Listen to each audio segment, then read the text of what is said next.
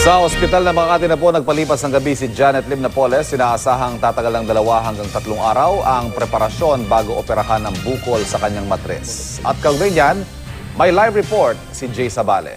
Jay. Ivan, naririto na nga si Janet Lim Napoles sa ospital ng Makati matapos siyang payagan ng korte na makapagpa-opera ng kanyang cyst sa ovary o yung tinatawag na bukol sa matres.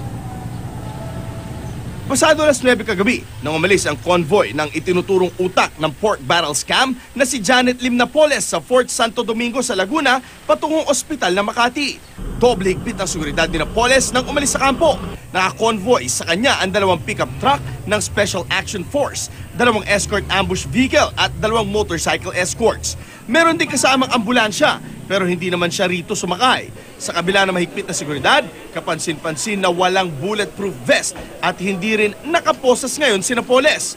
Paliwanag ng PNP, naka-bulletproof vest si Napoles nang umalis sa Fort Santo Domingo. Pero sumama raw ang pakiramdam habang nasa biyahe kaya tinanggal ito.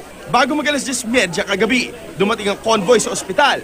Pagbaba ng sasakyan ni Napoles, agad siyang ipinasok sa ospital ng kanyang mga escort.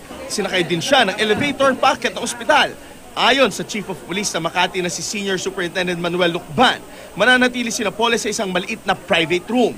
Kasama raw ni Napoles sa kwarto kagabi ang kanyang mister na si Jimmy at isang babaeng pulis. Sabi naman ng mga doktor na dadaan si Napoles sa work-up bago operahan ng bukol sa kanyang matres. Maaring tumagal daw ang work-up sa loob ng 2 hanggang 3 araw.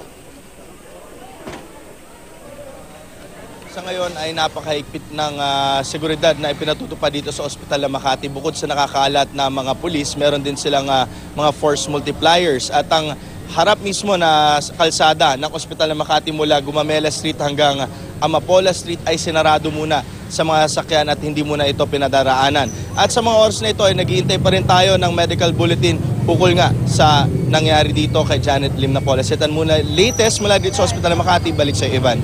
Maraming salamat, Jay Sabale.